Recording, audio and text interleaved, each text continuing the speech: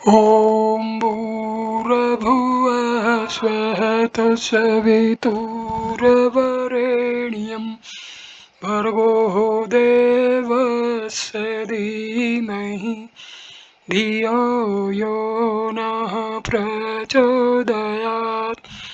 ॐ शांति शांति शांति। नमस्ते मेरे प्यारे दोस्तों। हमारे जीवन में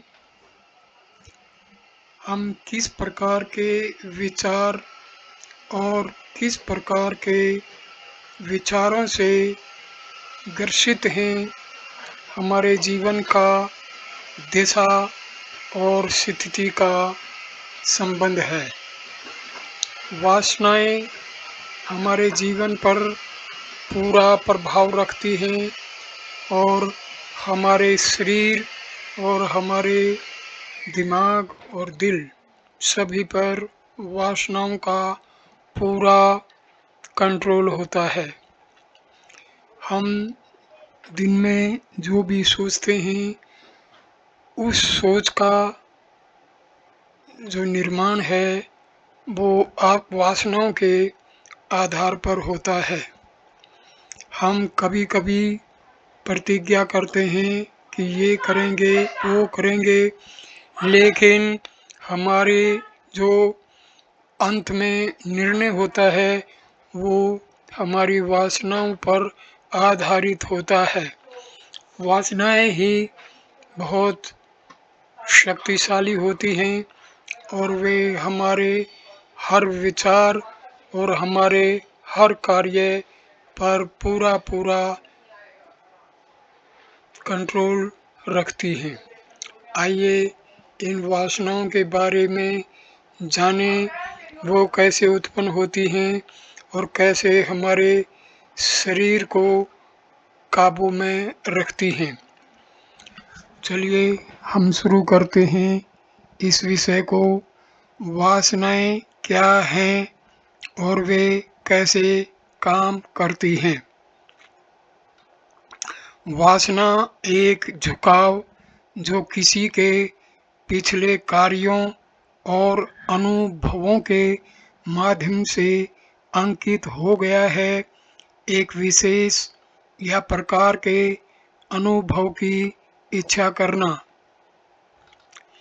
मैं वासना को बस एक झुकाव के रूप में परिभाषित करूंगा या अधिक सटीक रूप से एक स्वैच्छिक झुकाव के रूप में। इसलिए आप सही हैं या कम से कम आंशिक रूप से सही हैं जब आप कहते हैं कि वासना किस विशेष या प्रकार के अनुभव की इच्छा करने की प्रवृत्ति है, क्योंकि वासनाएं बीज हैं जो पसंद और नापसंद के रूप में अंकुरित होती हैं, और यदि हम उन्हें आगे बढ़ने देते हैं तो वे इच्छाओं, घृणा, आसक्तियों, भय आदि में विकसित होती हैं, जो बदले में विचारों और अन्य सभी कार्यों को जन्म देती हैं। इसलिए वासनाएं केवल इच्छा करने की प्रवृत्ति नहीं है, बल्कि अन्य सभी प्रकार की स्वैच्छिक प्रवृत्तियां भी हैं, जैसे कि पसंद करना, नापसंद करना, प्यार करना, नफरत करना, आसक्त होना, विमुख होना, आशा करना, डरना, चिंतित होना, रुचि रखना, भावुक होना, पहचान करना आदि।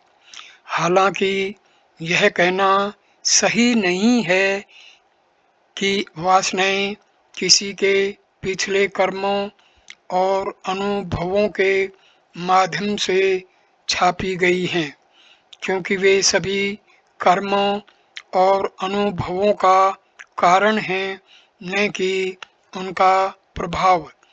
ऐसा लग सकता है कि वे कर्मों और अनुभवों के कारण होते हैं, लेकिन ऐसा तभी लगेगा जब हम उनकी प्रकृति और उनके काम करने को तरीके को नहीं समझेंगे। अर्थात अहंकार की प्रकृति हमेशा अपने अलावा अन्य चीज़ों पर ध्यान देने की है, जिसे भगवान ने रूप को समझने से अभिप्राय किया है। इसलिए अहंकार के रूप में हम अन्य चीज़ों पर ध्यान देने की प्रबल प्रवृत्ति रखते हैं, और चूंकि खुद के अलावा सब कुछ एक विषय, एक वस्तु या घटना है, ऐसी चीज़ों पर ध्यान देने की हमारी प्रवृत्ति को ही वे विषय वासना कहते हैं। इसलिए अहंकार के रूप में विषय वासना रखना हमारी प्रकृति है, लेकिन वासनाएं केवल प्रवृत्तियां हैं। इसलिए अहंकार के रूप में हम अपनी वासनाओं से बंधे नहीं हैं। हम हर क्षण स्वतंत्र हैं कि या तो खुद को जो भी वासनाएं उत्पन्न हों उनसे प्रभावित होने दें या उनसे प्रभावित न हों, क्योंकि हमारे पास अनगिनत विषय वासनाएं हैं। वे हमें लगातार अलग अलग और अक्सर बिल्कुल विपरीत दिशाओं में खींचती रहती हैं। इसलिए हम लगातार अपनी स्वतंत्रता का उपयोग यह चुनने के लिए करते रहते हैं कि किसी भी क्षण हम खुद को किस विशेष वासना से प्रभावित होने देते हैं। उदाहरण के लिए सभी विषय वासनाओं के विपरीत वह है जिसे भगवान ने सत्वासना कहा है, जिसका अर्थ है केवल अपने स्वयं के अस्तित्व सत पर ध्यान देने की प्रवृत्ति। और इस प्रकार हम वास्तव में जैसे हैं वैसे ही रहना। इसलिए प्रत्येक क्षण हम या तो अपनी सत्वासना से प्रभावित होने के लिए स्वतंत्र हैं और इसलिए आत्म ध्यान रख सकते हैं, या विषय वासनाओं से प्रभावित होकर इसलिए अन्य चीज़ों पर ध्यान दे सकते हैं। यद्यपि वासनाओं का हमारे ऊपर प्रतीत होता है यद्यपि वासनाओं का हमारे ऊपर प्रभाव प्रतीत होता है, वास्तव में उनके पास अपनी कोई शक्ति नहीं होती। इसलिए वे अपनी शक्ति केवल हमसे ही प्राप्त करती हैं। अर्थात हम स्वयं को उनके द्वारा प्रभावित होने देकर उन्हें शक्ति प्रदान करते हैं। इसलिए जब हम स्वयं को किसी विशेष वासना द्वारा प्रभावित नहीं होने देते हैं, तो हम उसे उस शक्ति से वंचित कर देते हैं जो वह हमारे ऊपर रखती है।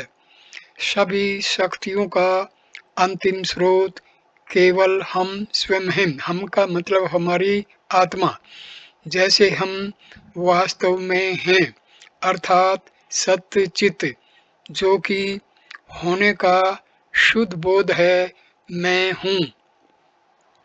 या मैं का मतलब आत्मा से है। इसलिए जब हम अहंकार के रूप में उठते हैं तो हम अपनी शक्ति उससे प्राप्त करते हैं जो हम वास्तव में हैं। कहने का तात्पर्य है कि अहंकार स्वयं अपनी कोई शक्ति नहीं रखता है, बल्कि अहंकार शक्ति आत्मा से प्राप्त करता है। और चूंकि बाकी सब कुछ, सभी घटनाएं या विषय केवल अहंकार के रूप में हमारे दृष्टिकोण में ही मौजूद प्रतीत होते हैं। इसलिए उन्हें जो भी शक्ति लगती है वह केवल अहंकार से ही प्राप्त होती है, लेकिन वास्तव में ऐसा नहीं है कि शक्ति का स्रोत हमारे शरीर के हर अंग के लिए स्रोत आत्मा है, अर्थात विषय के रूप में जो बीज अंकुरित होते हैं वे हमारी विषय वासनाएं हैं, क्योंकि विषय तभी प्रकट होते हैं जब हम अपने ध्यान को अपने विषय वासनाओं के प्रभाव में स्वयं से दूर ले जाने देते हैं। इसलिए अपने ध्यान को स्वयं से दूर ले जाकर हम सबसे पहले अपने विषय वासनाओं को और उसके परिणाम स्वरूप जो भी विषय हैं उन्हें शक्ति प्रदान करते हैं। उनमें से पौधे ऐसे प्रकट होते हैं जैसे बीज से प्रकट होते हैं।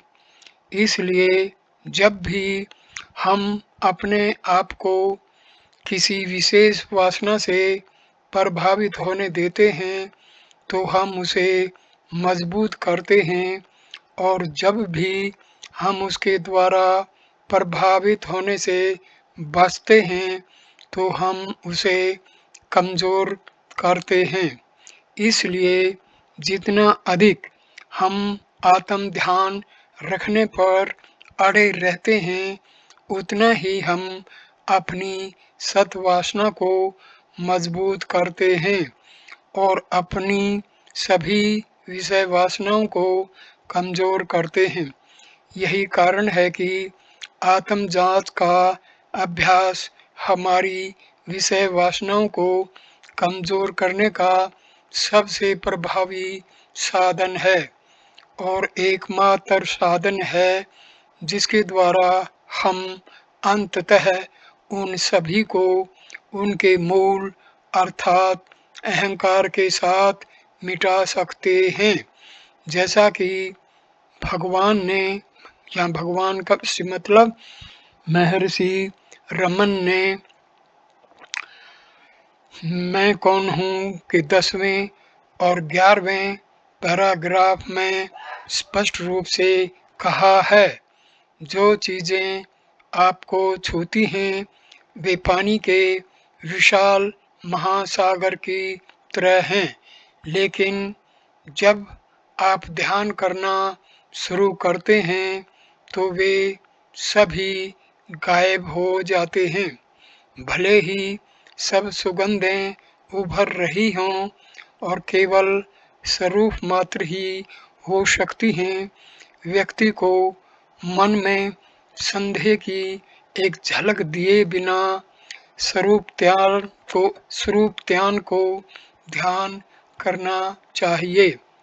कोई कितना भी मूर्ख क्यों न हो, मैं मूर्ख हूँ, आप कैसे खरीदने जा रहे हैं, वह बाबा के विचार के बारे में भूल जाएगा। और यदि स्वरूप दयंती एक बदमाश होगा तो वह निश्चित रूप से खुश होगा। भले ही विषय वासनाएं स्वयं के अलावा अन्य चीज़ों का अनुभव करने की प्रवृत्ति जो अनादिकाल से आती हैं, समुद्र की लहरों की तरह अनगिनत संख्या में विचार या घटना के रूप में उठती हैं। स्वरूप ध्यान आत्म ध्यान के दौरान वे सभी नष्ट हो जाएंगी। अपने स्वरूप या वास्तविक स्वरूप का चिंतन बढ़ता जाता है और बढ़ता जाता है गहराई और तीव्रता में। इस संदेहपूर्ण विचार को भी जगह दिए बिना कि इतनी सारी वासनाएं समाप्त हो रही हैं या विलीन हो रही हैं? क्या केवल स्वरूप मेरा अपना रूप या वास्तविक स्वभाव होना संभव है? स्वरूप ध्यान से दृढ़तापूर्वक जुड़े रहना आवश्यक है, चाहे कोई कितना ही बड़ा पापी क्यों न हो। यदि विलाप करने और रोने के स्थान पर मैं पापी हूँ, मैं कैसे बचूंगा? कोई इस विचार को पूरी तरह से खारिज कर देता है कि वह पापी है और आत्म ध्यान में उत्साही या दृढ़ है, उसे निश्चित रूप से सुधार दिया जाएगा। जो वास्तव में है उसमें परिवर्तित हो जाएगा। पाप की भावना मन से और अहंकार से पैदा होती है। यदि हम इस भावना को नष्ट कर देते हैं तो हमारा अहंकार और हमारा मन कमज़ोर हो जाता है और हमें अपनी वास्तविकता का पूरा भान हो जाता है। जहाँ तक मन की आँखें चीज़ों और गंधों के प्रति जागरूक है, जहाँ तक मेरा सवाल है, मुझे जांच करनी चाहिए। जैसे ही यादें प्रकट होती हैं, उन्हें स्रोत पर जांच करके नष्ट कर देना चाहिए। अलगाव, उत्साह या हताशा बुद्धिमत्ता स्वयं को न छोड़ने में है। सत्य दो और एक है, जिस प्रकार जो लोग अपने बीच में एक पत्थर रखते हैं और समुद्र के नीचे पाए गए मोती को लेने के लिए गोता लगाते हैं, उसी प्रकार हर कोई उत्साह के साथ अपने आप में गोता लगा सकता है और आत्म मुग्धता प्राप्त कर सकता है। जब तक कोई स्वरूप प्राप्त नहीं कर लेता, तब तक वही शाश्वत स्वरूप स्मरण को पाने के लिए पर्याप्त है। जब तक दुश्मन किले के अंदर होता है, तब तक वे किले से बाहर निकलते रहते हैं। उन्हें काटते जाओ और किले पर कब्जा हो जाएगा। जब तक मन में विषय वासना विद्यमान है, तब तक यह जांच आवश्यक है कि मैं कौन हूँ। जब भी विचार प्रकट होते हैं, तब विचारण, जांच या गहरी आत्म ध्यानशीलता द्वारा उन सभी को उसी स्थान पर नष्ट करना आवश्यक होता है। या निराशा, इच्छाहीनता है। स्वयं को न छोड़ना या जाने देना ज्ञान, सच्चा ज्ञान या वास्तविक जागरूकता है। सच में ये दो, वैराग्य और ज्ञान, एक ही हैं। ज्ञान और वैराग्य में कोई भेद नहीं होता। अज्ञानता के कारण वैराग्य और ज्ञान में भेद मान लिया जाता है। जिस प्रकार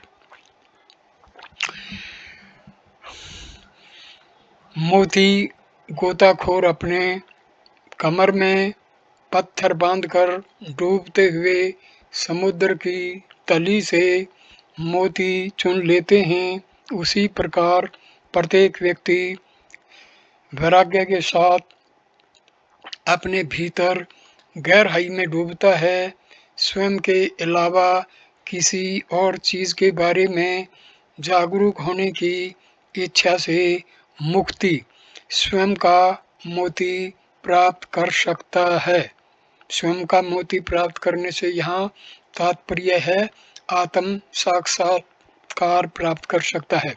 शाब्दिक रूप से स्वयं का मोती प्राप्त करना उचित है। यदि कोई निरंतर स्वरूप स्मरण, आत्म स्मरण से तब तक जुड़ा रहता है जब तक कि वह स्वरूप, स्वयं का स्वरूप या वास्तविक स्वभाव प्राप्त नहीं कर लेता, तो वह अकेला ही पर्याप्त है। जब तक दुश्मन अर्थात विषय वासना किले के भीतर हैं, अर्थात किसी के दिल में हैं, वे लगातार इससे बाहर आते रहेंगे। यदि कोई लगातार उन सभी को काट रहा है या नष्ट कर रहा है, जब वे आते हैं तो किले पर अंततः कब्जा कर लिया जाएगा। जब भी हम स्वयं को किसी विषय वासना से प्रभावित होने देते हैं, तब हमारा ध्यान स्वयं से हटकर किसी और चीज़ की ओर चला जाता है और हमारे ध्यान का स्वयं से हटकर अन्य चीज़ों की ओर जाना ही मानसिक गतिविधि की शुरुआत है। मतलब मन शक्तिशाली बन जाता है। मन के कार्य बदले में वाणी और शरीर के कार्यों को जन्म देते हैं। हमारे जीवन में पहले विचार आते हैं, उसके बाद बुद्धि से हम निर्णय लेते हैं क्या करना है, क्या नहीं करना है, और फिर हम कार्य करने में लग जाते हैं। अतः सभी कार्य हमारे स्वयं को अपनी विषय वासनाओं से प्रभावित होने देने के कारण होते हैं। जैसा कि भगवान श्री रमन महर्षि ने उपदेश उंडियार के श्लोक 2 में यह कहकर संकेत दिया है कि बीज हमें कर्म के सागर में गिराते हैं। यहाँ वे जिन बीजों की बात कर रहे हैं, वे विषय वासनाएं और उसके परिणाम स्वरूप कर्म वासनाएं। विषय का अनुभव करने के लिए कार्य करने की प्रवृत्ति। इसका मतलब ये है, वासनाओं से विचार की प्रवृत्ति उठती है, विचार से हमें कार्य करने की सलाह मिलती है और इन्हीं वासनाओं से विचार पैदा हुआ, विचार से कार्य करने की प्रवृत्ति हमारे मस्तिष्क में उठी। अतः ये हमें मन, वाणी और शरीर से कार्य करने के लिए प्रेरित करते हैं और इस प्रकार हमें सतत कर्म के महासागर में गिराते हैं। हम अपनी विषय वासनाओं के अधीन जो कर्म करते हैं, उन्हें आगम्य कहते हैं और ये फल देते हैं जो संचित में संग्रहित हो जाते हैं, जहाँ से भगवान चुनते हैं कि हमें प्रत्येक जीवन में कौन सा फल भोगना है, और वह फल जो वह हमें प्रत्येक जीवन में भोगने के लिए चुनते हैं और आवंटित करते हैं, उसे प्रारब्ध कहते हैं। प्रारब्ध कर्म वो हैं जो हम वर्तमान में जिनके वशीभूत होकर कार्य कर रहे हैं और उसका फल हमें मिल रहा है। इसलिए हम जो कुछ भी भोगते हैं वह उन कर्मों का फल है जो हमने अपने विषय वासनाओं के अधीन पिछले जन्मों में किए हैं, और हम ऐसे फल का अनुभव केवल उस सीमा तक करते हैं जिस सीमा तक हम अब अपने ध्यान को अपने विषय वासनाओं के अधीन खुद से दूर जाने देते हैं। यदि हम आत्म सजगता से चिपके रहते हैं तो हम अपने वर्तमान प्रारब्ध के रूप में जो भी अनुभव हमें दिए गए हैं, उनके प्रति उदासीन और अप्रभावित रहेंगे। लेकिन यदि हम स्वयं को किसी विषय वासना से प्रभावित होने देते हैं, तो हमारा ध्यान बाहर की ओर जाएगा और परिणाम स्वरूप हम उन अनुभवों से प्रभावित होंगे जो हमें दिए गए हैं। कहने का तात्पर्य ये है कि यदि हम सेल्फ इंक्वायरी में डूबकर अपनी आत्मा में डूब जाते हैं, तो इन प्रारब्ध कर्मों का फल हमें मिलेगा नहीं, हम उनको रोक सकते हैं। तो हमारा ध्यान बाहर की ओर जाएगा और परिणाम स्वरूप हम उन अनुभवों से प्रभावित होंगे जो हमें दिए गए हैं।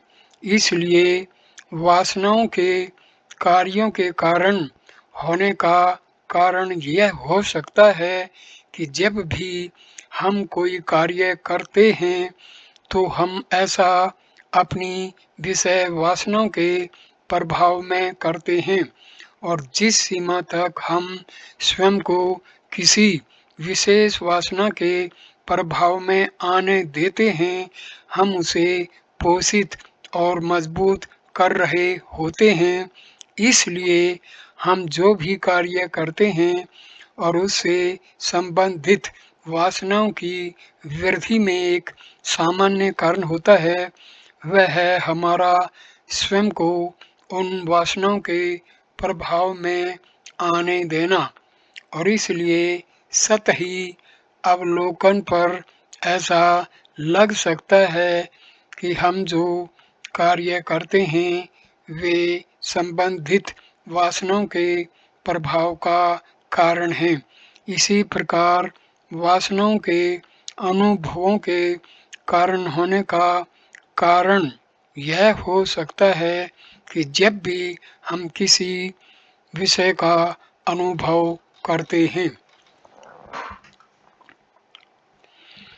हम ऐसा इसलिए करते हैं क्योंकि अपनी विषय वासनाओं के प्रभाव में आकर हमने अपना ध्यान खुद से हटाकर उस अनुभव की ओर लगा दिया है, और जिस हद तक हम खुद को किसी विषय वासना से प्रभावित होने देते हैं, हम उसे पोषित और मजबूत कर रहे होते हैं।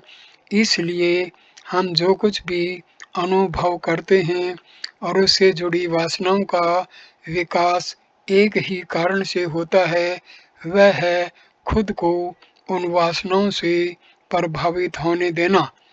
और इसलिए सतही तौर पर देखने पर ऐसा लग सकता है कि हम जो कुछ भी अनुभव करते हैं वह संबंधित वासनाओं के विकास का कारण है।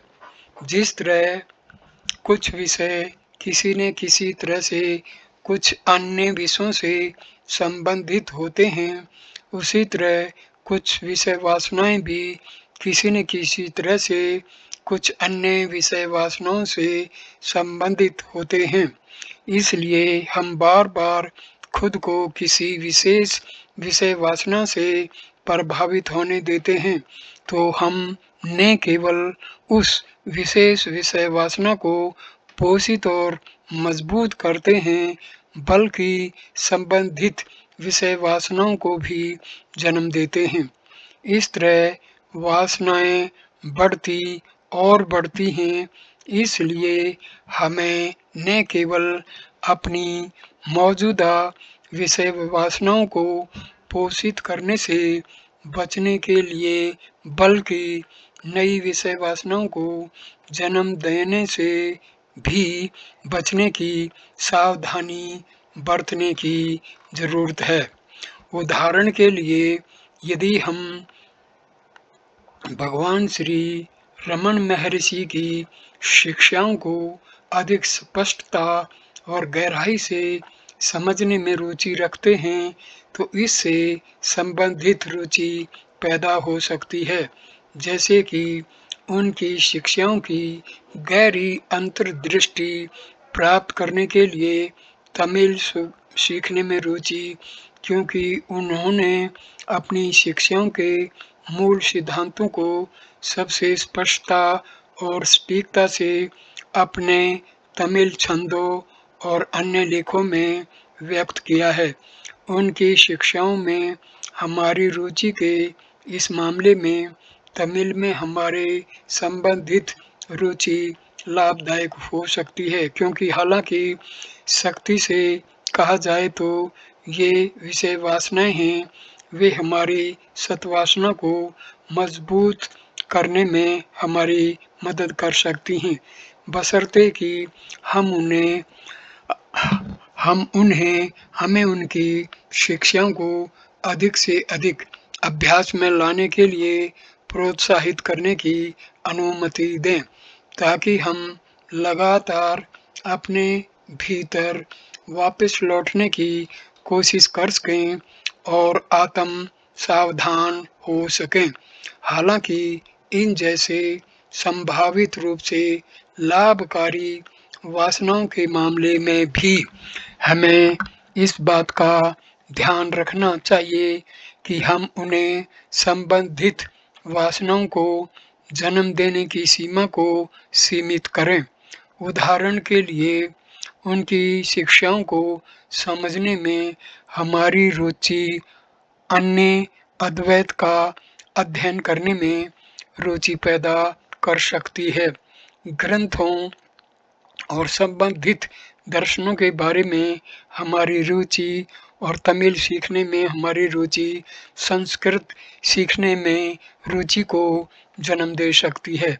इसलिए यदि इस तरह से हम उनकी शिक्षाओं में अपनी रुचि को कई अन्य संबंधित विषयों में रुचि पैदा करने की अनुमति देते हैं, तो हम इस तरह उनकी शिक्षाओं के एकमात्र उद्देश्य से विचलित हो जाएंगी, जो कि हमारा ध्यान वापस भीतर की ओर मोड़ना है, ताकि हम खुद को जांच सकें और जान सकें कि हम वास्तव में क्या हैं, और इस तरह अहंकार को समर्पित कर दें।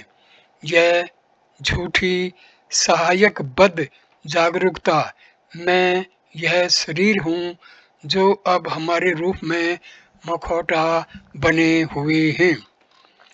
इसलिए यदि हम उनके द्वारा सिखाए गए आत्म जांच और आत्म समर्पण के अभ्यास में गहराई से जाने के लिए गंभीर हैं, तो हमें अपने मन को अन्य सभी विषयों में रुचि से धीरे धीरे दूर करने की आवश्यकता है और उस सीमा को सीमित करना होगा जिस तक हम उन विषयों में भी रुचि विकसित करते हैं जो उनकी शिक्षाओं से निकटता से संबंधित हैं। अब मैं इस वीडियो को यहीं पर विराम देता हूँ। धन्यवाद मेरे दोस्तों, ये वीडियो देखने के लिए। नमस्ते, नमस्कार।